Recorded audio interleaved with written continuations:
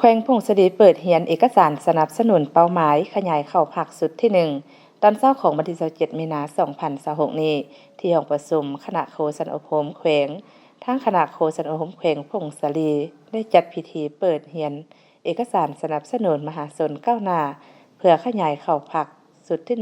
1โดยการเป็นประธานของสหายบุญสุริโลมาห้องเลขาหน่วยผักห้องหัวหน้าคณะโฆษณาอบรมแขวง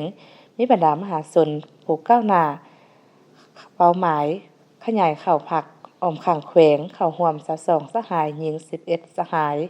ในพิธีสหายสมตุยสุวรรณคำคณะผักหัวหน้าแขนงอบรมได้ผ่านมติตกลงมาด้วยการอนุมัติเปิดเรียนสนับสนุนให้มหาชนผู้ก้าวหน้าเข้าเป็นสมาชิกพรรคประชาชนปฏิบัติลาวจากนั้นของสหายบุญศรีโลมาห้องเลขาหน่วยผักห้องหัวหน้าคณะโฆษณาอบรมแขวง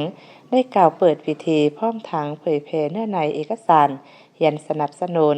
การเรียนสนับสนุนในครั้งนี้เพื่อเฮ็ดให้มหาชนผู้ที่จะขยายเข้าเป็นสมาชิกพรรครับรู้เข้าใจเกี่ยวกับประวัติความเป็นมาอุดมการณ์และทัดแท้ของพรรคประชาชนปฏิบัติลาวเข้าใจเกี่ยวกับมาตรฐานเงื่อนไขมหาชนผู้ที่จะเข้าเป็นสมาชิกพรรคผลประโยชน์ที่สมาชิกพรรคได้รับและเมื่อได้เข้าเป็นสมาชิกพรรคประชาชนปฏิบัติลาวแล้วจะปกป้องบทบาทเกียรติศักดิ์ศรีของพรรคในพื้นฐานความรับรู้เข้าใจดังกล่าวเฮ็ดให้มหาชนผู้ที่จะเข้าเป็นสมาชิกพรรคตั้งหน้าฝึกฝนอบรมตนเองให้มีมาตรฐานเงื่อนไขครบถ้วนและมีความตื่นตัวสมัครใจเข้าเป็นสมาชิกพรรคประชาชนปฏิบัติลาวเพื่อเพิ่มกำลังแรงสู่รบให้แก่พรรคนับมือหลายขึ้นนอกนี้มหาชนผู้จะขยายเข้าเป็นสมาชิกพรรคประชาชนปฏิบัติลาว